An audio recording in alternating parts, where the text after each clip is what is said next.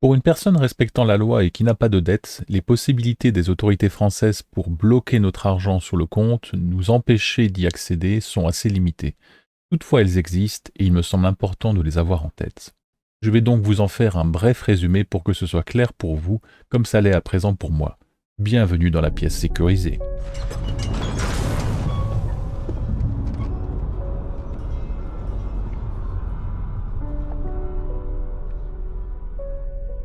Si une crise financière devait toucher la France prochainement et était amenée du coup à impacter plusieurs établissements bancaires, les autorités pourraient imposer des restrictions temporaires de retrait, comme des plafonds journaliers sur les comptes courants par exemple, pour éviter une fuite de capitaux. Cela pourrait être mis en place de manière instantanée, vous pourriez vous sentir pris au piège, et ceci pourrait très bien être mis en place chez nous pour maintenir la liquidité dans le système bancaire.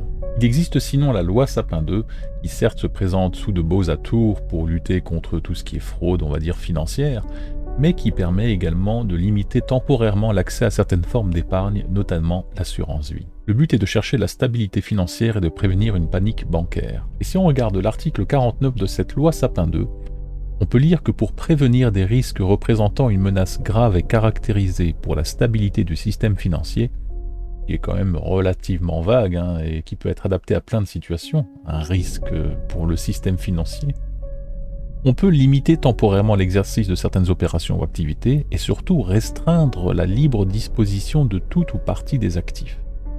Donc en gros, c'est open bar, on peut complètement bloquer les fonds dans une assurance vie, puisqu'il s'agit bien des assurances vie qui sont visées principalement par la loi Sapin 2, même si potentiellement ça pourrait être étendu à d'autres formes d'épargne, mais c'est surtout l'assurance vie dans un premier temps. Ça, c'est évidemment temporaire, mais temporaire, c'est toujours à prendre avec des pincettes. Là, il est précisé que ce serait pour une période maximale de 3 mois, mais ça ne peut pas être maintenu plus de 6 mois consécutifs. Bon, normalement, mais 6 mois, ça peut être long, période de crise, si vous avez absolument besoin de ces fonds pour une raison ou une autre. Alors, en cas de crise financière, vous avez quand même en France un fonds de garantie des dépôts et de résolution.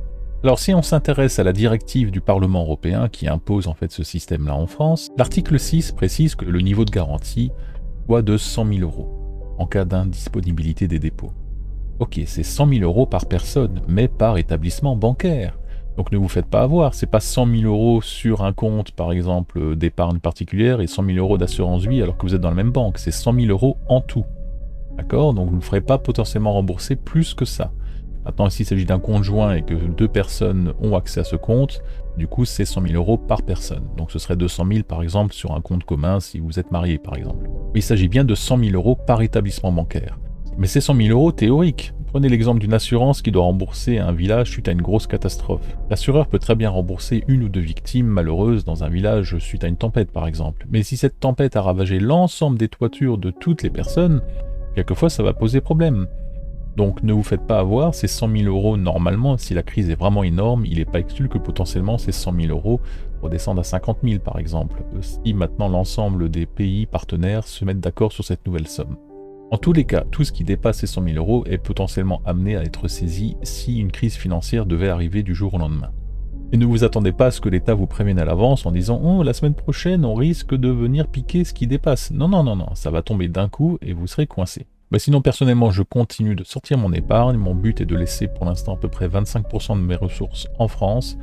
Je laisse environ 25 autres pourcents en Europe et 50% hors Europe. Ça, c'est mon objectif, on va dire, dans les toutes prochaines semaines. À partir de là, je vous partagerai aussi ma vision par rapport au prochain placement que je compte faire.